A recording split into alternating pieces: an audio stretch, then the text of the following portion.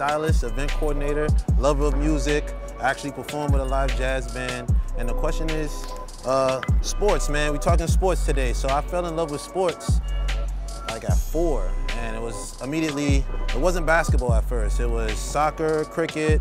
I'm from the West Indies, so that's what applied. Anything that had to do with culture, I was all about, you know? So basketball, it came across through friends. I used to collect comic books and comic cards, and they're like, yo, you collecting comic books and comic cards that don't have any worth or any value. You know, you look like a lame. So I was like, all right, you know what? What's this basketball thing you're talking about? And I would just buy them. I would just buy basketball cards with no mind on who the player was. You know, I just looked at the player like, this player looks cool, let me invest. So the player that caught my eye was Penny Hardaway. And Penny Hardaway immediately became my favorite basketball player. I saw Blue Chips, and Blue Chips immediately spawned into Nike, and that whole culture, it just catapulted into like my life. When it comes to style, and we're talking about basketball, I don't see the comparison anymore. I used to like watching like how Michael Jordan's earlier career, how he was styled, very simple. I mean, these guys are built, these are athletic guys, so I don't think the clothes should be too gaudy or just excessive, because then it looks like you're a peacock. I feel like I like the guy whose style is very, you know, minimal and very direct. You know, they're comfortable in themselves and comfortable in skin. So if you were to relate, it'll be more of the older guys. It'll be like Kobe. I like Kobe's style, very simple. I like LeBron's style. He toned it down a lot, you know. He used to try to do too tight in Miami, him following Dwayne Wade, I guess. And that whole like tight. He saw it wasn't really working, so he kind of laxed back. I guess it comes with age as well. So, you know, I got Kobe, it'll be LeBron.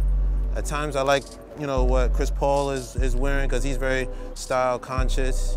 And I guess Paul George, like the guys who are just very comfortable in themselves and they're not trying to go over the top. You know, you got like Russell Westbrook or like Kevin Durant, like they're young. You could tell they're young, and who they're influenced by is very pop culture related, so their style reflects that. I like, you know, Clyde Frazier, earlier Clyde Frazier, before he was getting too old with like, you know, the Steve Harvey suits. But I really do like jazz and how that implements style and that golden era of like black empowerment through the 3 portals of expression.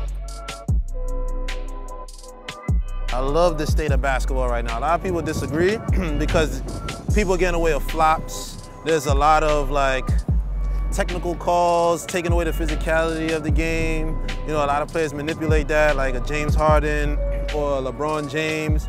But I think right now, since it's guard heavy, a lot more skills being shown. Before, back in the, and also a lot of players are now pushing the boundaries. You got a lot of bigs who are playing small, and I like that. I'm a point guard lover myself from New York, so I really like that whole approach to basketball. I don't want somebody like beating somebody down in the paint and dunking. I want somebody to cross somebody up, do a nice pass, and then a dunk. And I want it to be a flashy dunk.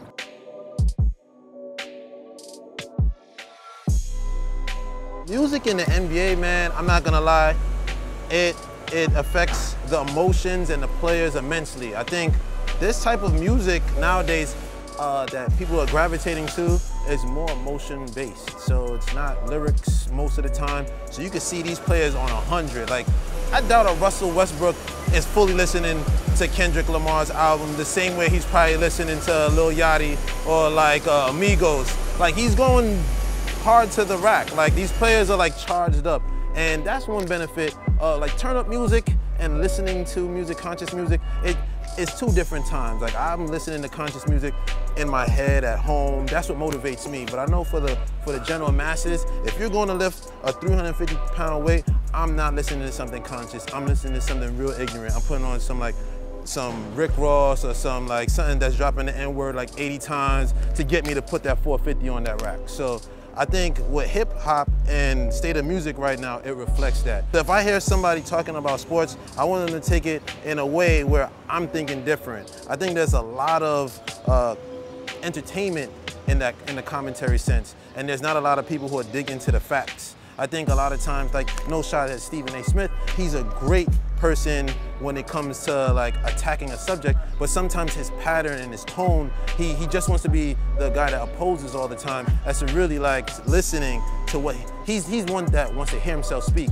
You know, most of the time where I feel like I want somebody like a Scoop Jackson, who I read when I was like reading Slam magazine, to be a commentary voice, as opposed to listening to a Charles Barkley trying to explain something which he can't fully explain himself all the time. You know, I'd rather listen to like a Jalen Rose, you know, I like a Chris Webber, like I like those kind of guys, but there's a lot of times where they miss explaining things in a way where it's direct. I feel that they try to sugarcoat and they don't know how to express themselves fully, so they'll make up certain things. Like I remember Kenny Smith saying the LeBron effect. I'm like, well, what's the LeBron effect? Can you explain that in its entirety? He couldn't, you know? It's that lazy type of media, and it causes me to dumb down my appreciation for the game, and that's what I hate. So I turn a deaf ear actually to a lot of the halftime reports. If it ain't sportsing, if I'm not hearing Jalen Rose, or I'm not hearing Chauncey Billups, I'm not hearing those guys who take the art serious,